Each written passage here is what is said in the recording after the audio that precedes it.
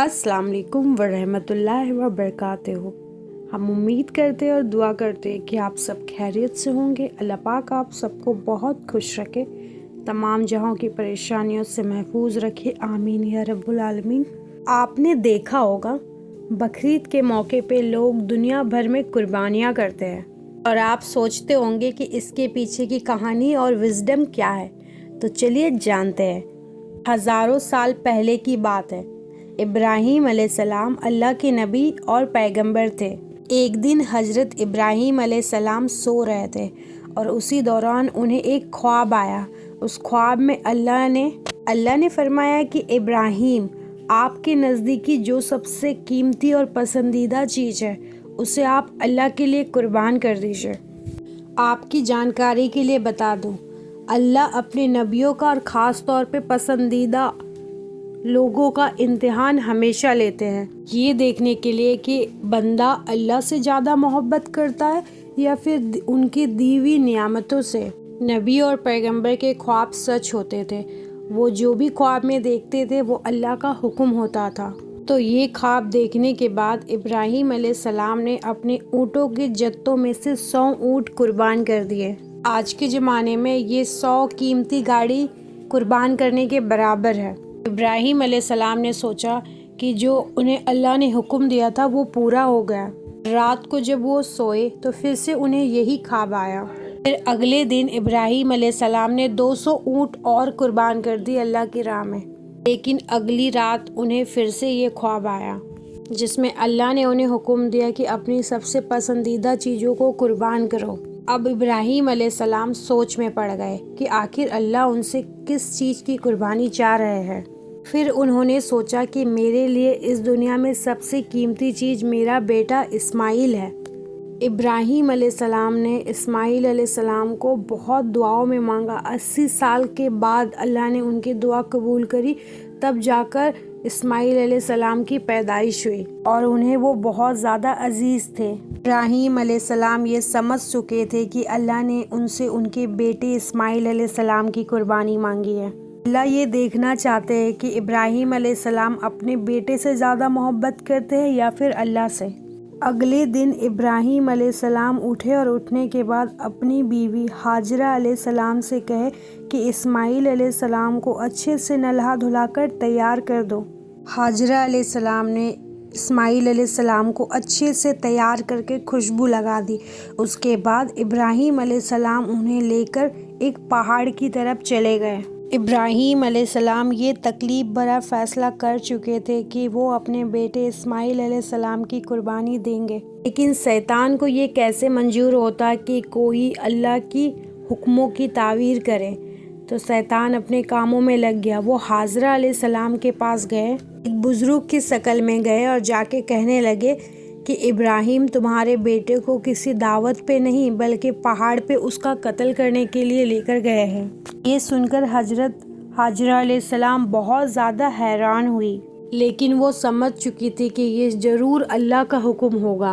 उन्होंने शैतान से ये कहा कि अगर अल्लाह ने ये हुक्म दिया है तो ये हमारे लिए खुशखबरी की बात होगी। और कहा ये तो मेरे एक बेटे हैं इस्माइल अलैहिस्सलाम, अगर इनके जैसे 1000 बेटे भी होते तो मैं उन्हें अल्लाह की राह में कुर्बान कर देती। ज़रा सोचिए, एक माँ के लिए ऐसा कहना ये कितनी बड़ी बात होगी। शैतान हजरत हाजरा अलैहिस्सलाम को भड़काने में नाकाम हो गया तो वो फिर इस्माइल अलैहिस्सलाम के पास गए।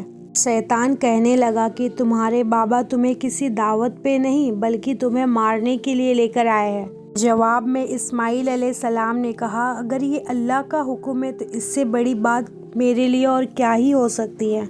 ये तो मेरी खुशखबरी होगी कि मैं अल्लाह की राह में कुर्बान हो जाऊं। 13 साल के थे इस्माइल अलैहिस्सलाम और 13 साल की उम्र में इतनी समझ थी उनमें। जब शैतान इस्माइल अलैहिस्सलाम को भी भड़का ना सके तो वो फिर इब्राहीम अलैहिस्सलाम के पास चले गए उन्हें भड़काने के लिए कि तुम्हें तो अल्लाह ने इतनी मन्नतों के बाद ये बेटा दिया, अब तुम इसे कुर्बान कर दोगे तो बुढ़ापे में तुम्हारा सहारा कौन बनेगा। اور اگر اللہ نے یہ قربانی بھی منظور نہ کری تو تمہارا کتنا بڑا نقصان ہو جائے گا۔ شیطان ہر طریقے سے انہیں بار بار بہکانے کی کوشش کرتا رہا اور غصے میں آ کر ابراہیم علیہ السلام نے شیطان کو پتھر ماری۔ یہی وجہ ہے کہ لوگ جب آج بھی حج پر جاتے ہیں تو شیطان کو کنکڑی مارتے ہیں، اور یہ حج کے اہم احکاموں میں سے ایک ہے۔ شیطان کے جانے کے بعد ابراہیم علیہ السلام نے اسماعیل علیہ السلام کو ساری بات بتائی۔ یہ سن کر اسماعیل علیہ السلام نے جواب پہ کہا کہ یہ تو بڑی اچھی بات ہے کہ اللہ نے حکم دیا ہے، تو آپ میرے ہاتھ پیر باندھ دیں اور اپنی آنکھوں پہ پٹیاں باندھ لیں، اس سے آپ کو تکلیف نہیں ہوگی۔ اس کے بعد ابراہیم علیہ السلام نے اپنی آنکھوں پہ پٹی باندھی اور اپنے بیٹے کے ہاتھ پاؤں باندھ کر اسے لیٹا دیا۔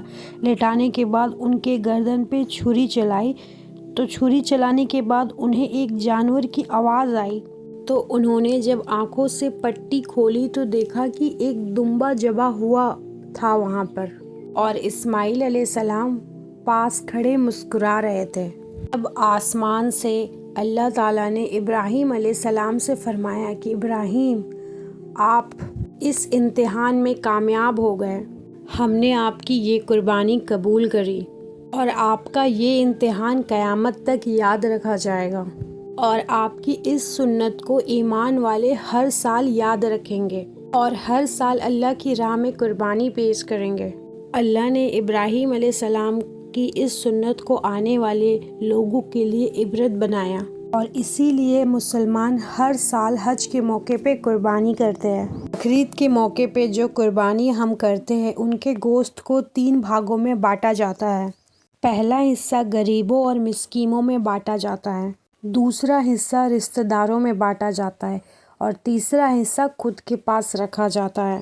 آپ کو یہ پتہ ہونا چاہیے کہ بقرعید کے موقع کا غریب لوگ سال بھر انتظار کرتے ہیں، کیونکہ بہت سے لوگ ایسے ہوتے ہیں کہ سال میں بس انہیں بقرعید کے موقع پہ گوشت کھانے کا موقع ملتا ہے۔ بقرعید کا یہ فیسٹیول دنیا بھر میں بھوک مری مٹانے کا ایک ذریعہ ہے۔ حج کے 10 دنوں میں کی گئی نیکیاں اللہ کو سال بھر کی نیکیوں سے زیادہ پسند آتی ہے، اس لیے حج کے 10 دنوں میں ہمیں کوشش کرنی چاہیے کہ اپنے اعمال میں زیادہ سے زیادہ نیکیاں کریں۔ تو یہ تھی قربانی کی اسٹوری۔ امید کرتے ہیں یہ اسٹوری آپ کو اچھی لگی ہوگی، اور نیکسٹ آپ کون سی اسٹوری سننا چاہتے ہیں، کس پروفٹ کے اوپر میں، ہمیں کمنٹ کے ذریعے ضرور بتائیے گا۔ اگر آپ کو میری ویڈیو اچھی لگی تو ہمیں سبسکرائب کیجیے گا، لائک کیجیے گا، بہت سارا کمنٹ کیجیے گا، ہمیں آپ سب کے کمنٹ کا بہت زیادہ انتظار رہے گا۔ السلام علیکم ورحمۃ اللہ وبرکاتہ۔ اللہ حافظ۔